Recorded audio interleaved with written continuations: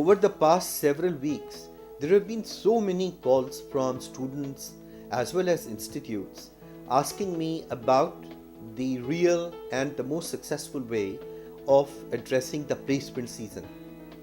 I guess that this special placement season is all about finding your dream job and making sure that you are not only able to succeed in qualifying the tests and the interviews, but also able to negotiate for yourself a dream package. Given the state of the economy we are undergoing, I presume that most students are finding this to be a challenging task. And therefore, the suggestion I have to make is please look at some of the points that are critical for attracting an employer to give you what they need from the newly, freshly passing out graduates. First, it's not easy to change all what you have not done in the past 2 years of your stay at the campus.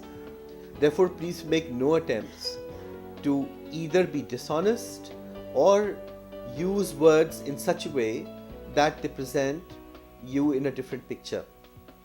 Trust me, most recruiters and the recruitment teams are intelligent and smart enough to identify that you are not speaking the truth. Number two, if you have done something, please blow as much trumpet as you can, in the sense that put up the right way, the correct way of stating your accomplishment. Say, for example, if you've been participating in organizing a cultural festival at your business school, don't only write in your resume that you have been an organizer or part of the organizing team of the cultural festival. Also state what did you do exactly in it. Were you the one who organized the event at the site, or you went about finding what kind of colleges and what kind of students should attend? So in other words, was it some kind of a business development activity, kind of an outreach program, or it was simply that you were acting like a coordinator of sorts?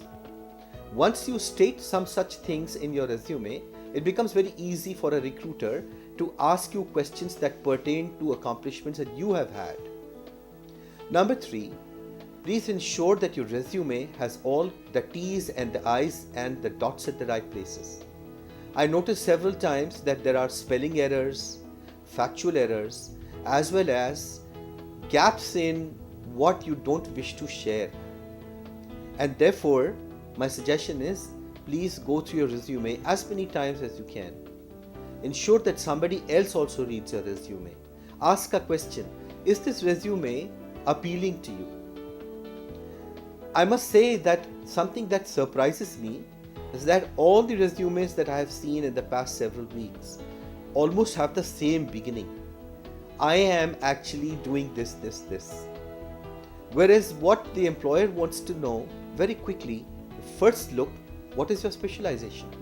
I would suggest that you should say, I'm seeking an entry-level position, or if you are an experienced candidate, you must say, I'm seeking a lateral entry or a middle-level position of a certain kind of work or a domain, and then explain what have you done in terms of your 2 years of study. So ensure that your resume is almost like a talking resume. Next, I would like that you should also very clearly state how did you go about doing your schooling.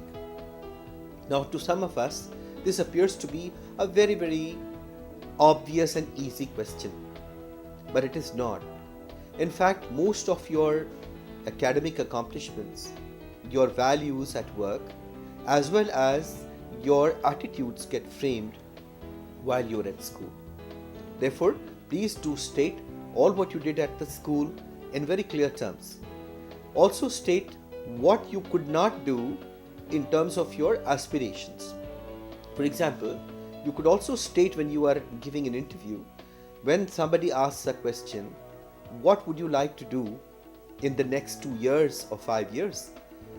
Please don't state that you would like to be a general manager Instead, you would be easy to say, I would like to lead a team of people in marketing. I would like to be actually responsible for running a complete business unit or a section of that. And after you have qualified those initial years, I would like to grow up and do something which is more relevant to my line of specialization. Last but not the least, if you are going to be participating in a group discussion, please understand that it is not a shouting or a loud speaking session. It is a session where you are supposed to state your points as well as listen. So howsoever somewhere in some place somebody would have taught you that the minute the examiner or your discussion anchor says your time starts now, you should jump into the fray and without listening to anybody, state your points at the top of your voice.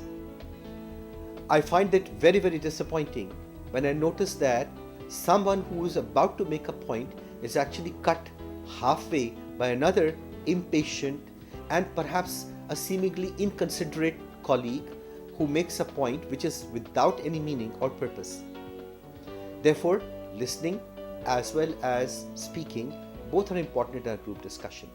And therefore, it is important to remember that a group discussion is actually two parts. The group and the discussion is not a self-elocution or a debate competition.